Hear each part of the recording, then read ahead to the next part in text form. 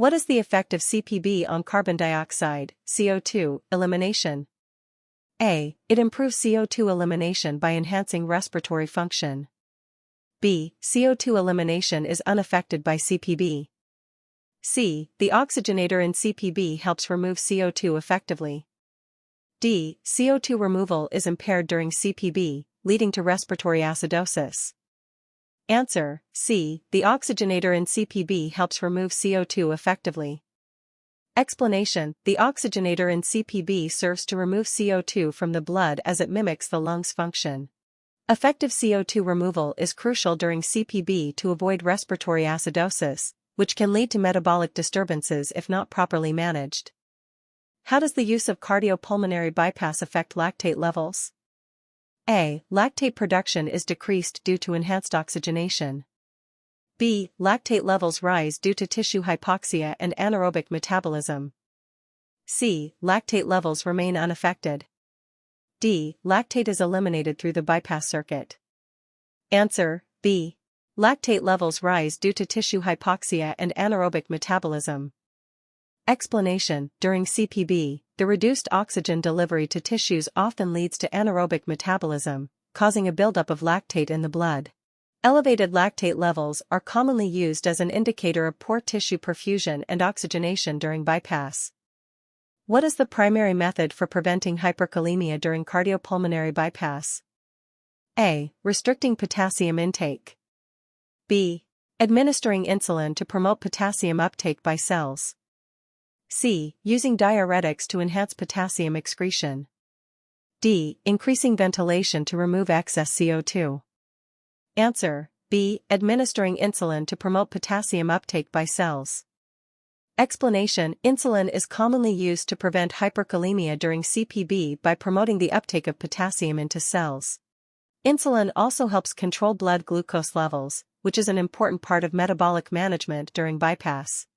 Monitoring potassium levels during CPB is essential for avoiding arrhythmias and other complications. What is the most important factor in minimizing metabolic disturbances during cardiopulmonary bypass? A. Maintaining adequate oxygenation and perfusion. B. Using high-dose steroids to reduce inflammation. C. Keeping body temperature low. D. Ensuring complete hemodilution. Answer: A. Maintaining adequate oxygenation and perfusion. Explanation: adequate oxygenation and tissue perfusion are essential to preventing metabolic disturbances during CPB. Insufficient oxygen delivery can lead to anaerobic metabolism, acidosis, and organ dysfunction. Monitoring and optimizing perfusion are the primary means of minimizing metabolic complications during surgery. What role does glucose monitoring play in the management of metabolic status during CPB? A. To prevent hyperglycemia-induced dehydration. B. To ensure that glucose levels remain stable and prevent insulin resistance.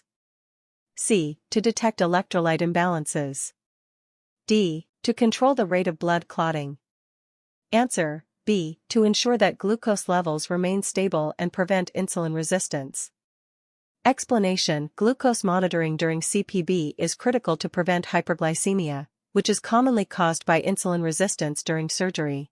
Hyperglycemia can increase the risk of infection and poor wound healing. Tight glucose control helps reduce these risks and improves postoperative outcomes. Which of the following is the primary reason for the use of a glucose-insulin potassium (GIK) solution during cardiopulmonary bypass? A. To enhance myocardial protection during ischemia.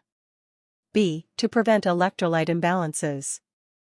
C. To increase the oxygen carrying capacity of blood. D. To manage postoperative blood pressure.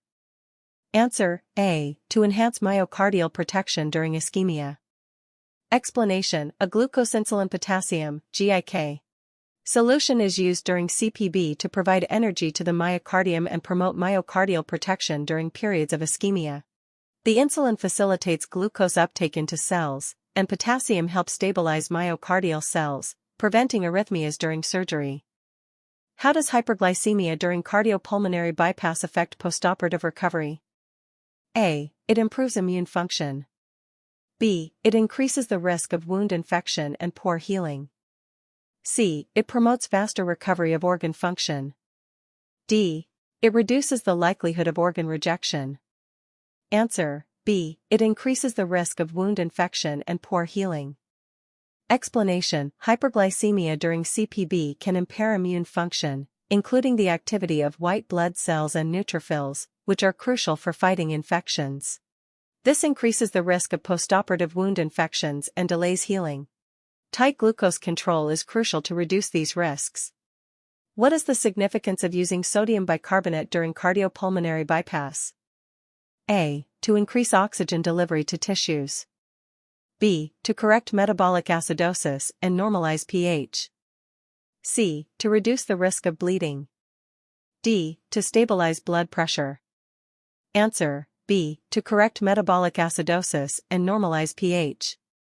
Explanation: sodium bicarbonate is often used during CPB to correct metabolic acidosis caused by a buildup of lactic acid from anaerobic metabolism.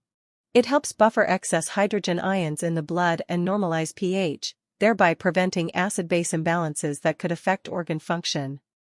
What is a key factor in reducing the incidence of cerebral dysfunction after cardiopulmonary bypass? A. Maintaining high blood glucose levels. B. Managing cerebral oxygenation and perfusion during the procedure. C. Reducing the use of anticoagulants. D. Using high doses of sedatives and anesthetics. Answer: B. Managing cerebral oxygenation and perfusion during the procedure. Explanation: maintaining optimal cerebral oxygenation and perfusion during CPB is essential to reduce the risk of postoperative cognitive dysfunction, POCD, and other neurological complications. Inadequate oxygen supply to the brain can lead to long-term cognitive impairment, so careful monitoring and management are vital.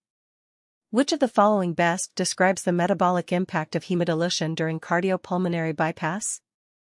A. It increases the blood's oxygen carrying capacity. B. It decreases the concentration of circulating electrolytes.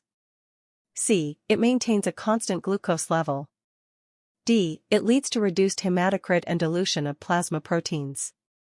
Answer: D. It leads to reduced hematocrit and dilution of plasma proteins. Explanation: hemodilution during CPB reduces the hematocrit, which in turn lowers the blood's oxygen carrying capacity. This also dilutes plasma proteins, which can affect colloid-oncotic pressure and lead to fluid shifts and edema. The reduced oxygen carrying capacity is compensated for by using an oxygenator in the bypass circuit.